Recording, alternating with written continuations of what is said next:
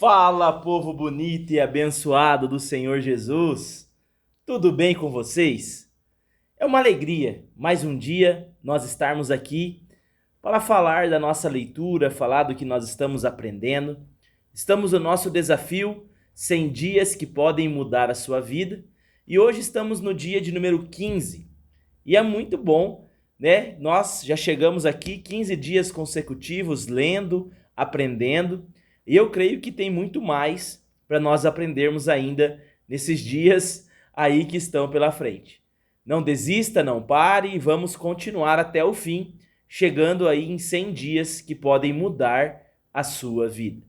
No dia 15, que é o dia de hoje, né, nós lemos o texto de Hebreus, capítulo 6 ao capítulo 8, lemos Êxodo, do capítulo 6 ao capítulo 12, e começamos a ler agora Provérbios, do capítulo 1 ao capítulo de número 4. Se você ainda não é inscrito nesse canal, se inscreva, curte, comenta e compartilhe com o máximo de pessoas que você puder. Hoje a nossa leitura foi um pouquinho mais extensa, mas muito proveitosa. Nós aprendemos aqui algumas verdades muito profundas nesses textos que nós lemos. Nós vemos aqui, ouvimos, lemos sobre crescimento espiritual, vimos a libertação do povo, vimos também ali uma palavra de sabedoria que vem no livro de Provérbios, e isso é muito importante, porque Deus ele cumpre promessas, mas ele exige maturidade da nossa vida.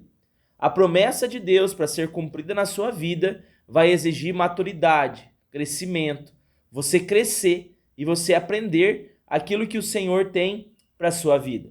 No livro de Hebreus, no capítulo 6 ao capítulo 8, nós vemos aqui o Senhor falando algumas coisas e eu quero trazer algumas para vocês. No livro de Hebreus, capítulo 6, no versículo 1, nós vemos uma exortação muito forte que diz assim: por isso, deixando os rudimentos da doutrina de Cristo, prossigamos para a maturidade. A vida cristã, meu irmão e minha irmã, não é somente para nós ficarmos no básico, somente no leitinho espiritual. Nós precisamos crescer, nós precisamos entender o nosso chamado, nós precisamos compreender e crescer em Cristo. Isso se chama maturidade espiritual. Nós precisamos avançar. Não é ficar somente nos rudimentos, na doutrina, que Cristo colocou, mas é continuar crescendo, aprender o básico e continuar avançando, continuar falando, continuar aprendendo aquilo que o Senhor tem para nós.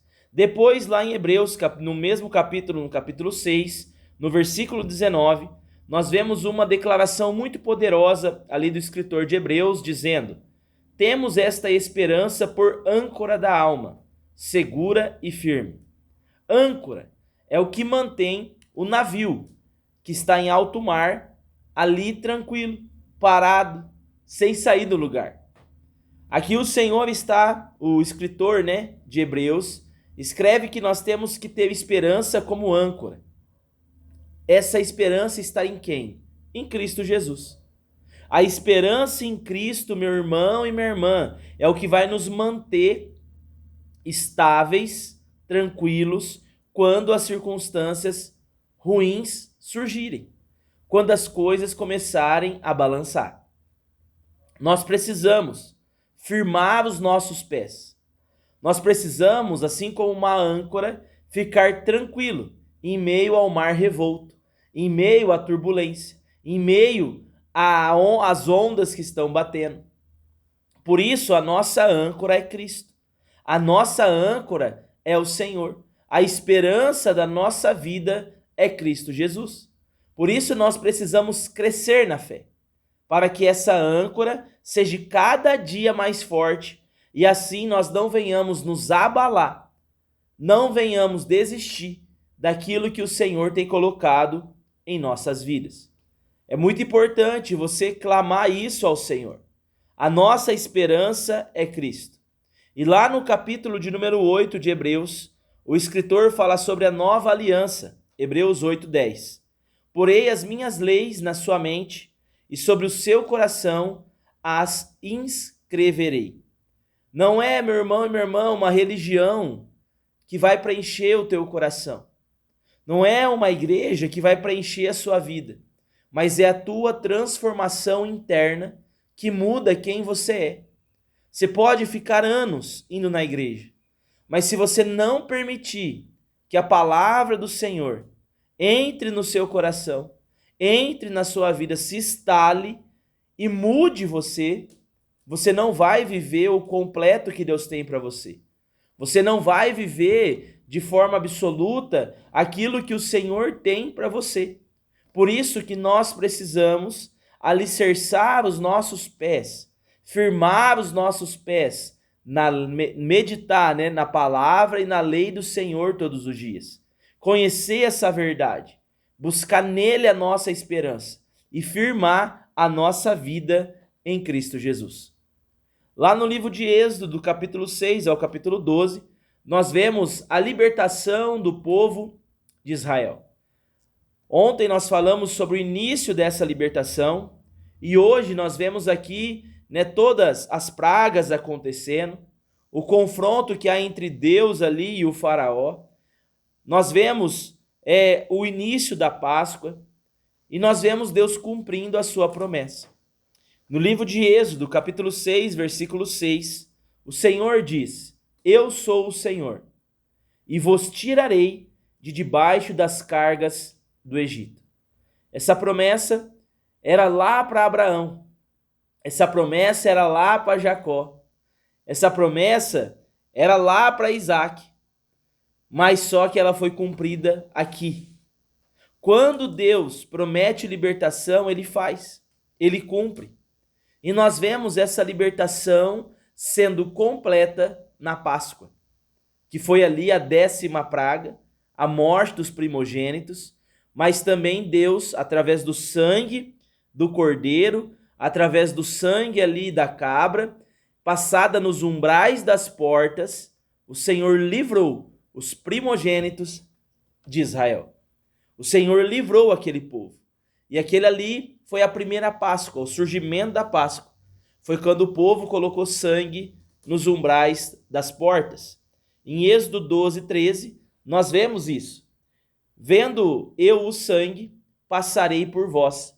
Isso Deus fala a Moisés, que ele vai passar pelas casas, o anjo da morte iria passar pelas casas, e as que não estivessem com o sangue ali vedando, ele entraria, e o primogênito morreria. Tanto o primogênito do ser humano, quanto dos animais. A libertação do povo de Israel, meu irmão e minha irmã, ela vem pelo sangue. E isso nos aponta fortemente para quem? Para Cristo. Porque foi através do sangue de Jesus, através do sangue de Cristo, que a nossa vida foi transformada. Foi através de Cristo que a história do cristianismo, a história da humanidade foi transformada. Assim como o sangue do Cordeiro livrou Israel, o sangue de Jesus nos livra da condenação eterna. E aqui vem a nossa libertação. A nossa libertação não é apenas sair do Egito, não é apenas sair do nosso pecado, mas é deixar que o Egito saia de dentro de nós. Muitas vezes pessoas se convertem, pessoas entregam a sua vida para Jesus, mas ela ainda tem os prazeres mundanos instalados dentro do seu coração. Ali não houve uma mudança genuína, não houve uma mudança completa, não houve uma restauração. Essa pessoa ainda ama o Egito e ela precisa ser transformada. A libertação, meu irmão e minha irmã, ela é interior. Ela começa de dentro para fora, mas ela existe. Nós só precisamos continuar crendo e continuar buscando. Também em Provérbios 1 ao capítulo 4, nós vemos aqui o escritor de Provérbios, Salomão, nos falando sobre sabedoria, nos falando sobre como nós temos que voltar à sabedoria. Provérbios começa com um propósito muito claro. Provérbios 1, 2 diz assim: para aprender a sabedoria e o ensino.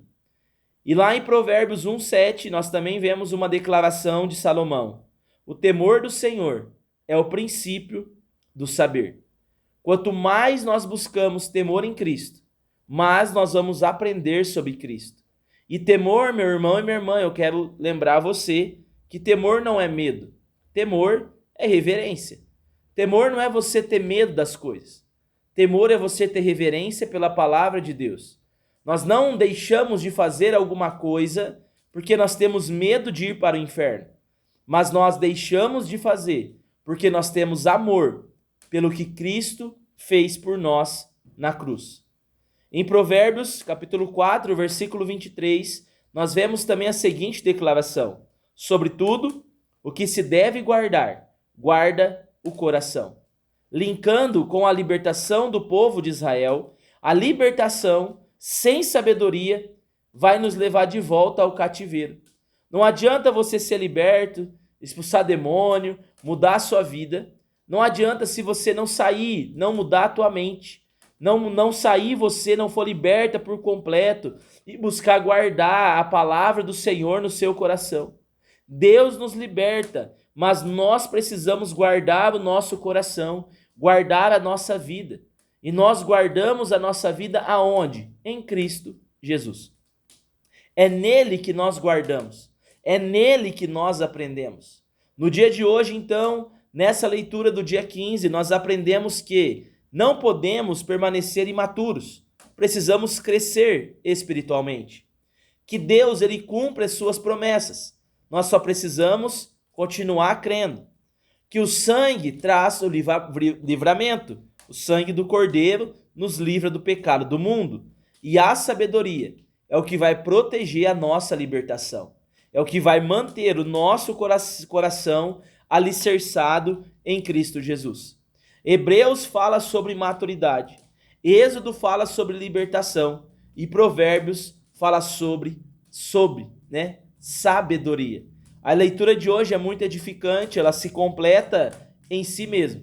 Então que o Senhor possa encontrar na sua vida cada dia mais sabedoria, cada dia mais nós possamos ser libertos e cada dia mais nós possamos crescer, sermos maduros na fé em Cristo Jesus.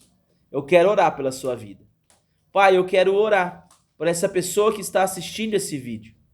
Que a tua presença venha sobre a vida dela, que o teu amor venha sobre a vida dela e que ela possa, Jesus, viver o sobrenatural do Senhor. Gere no coração dela cada dia mais maturidade espiritual, cada dia mais libertação e que ela possa cada dia mais também galgar por sabedoria do Senhor, em nome de Jesus. Amém. Se você ainda não é inscrito nesse canal, se inscreva, curte, comenta e compartilha. E se você chegou até aqui no fim desse vídeo, eu quero pedir para você comentar aí, maturidade. Escreva aí maturidade nos comentários para mim saber que você chegou até aqui. E talvez, meu irmão e minha irmã, você esteja esperando por libertação.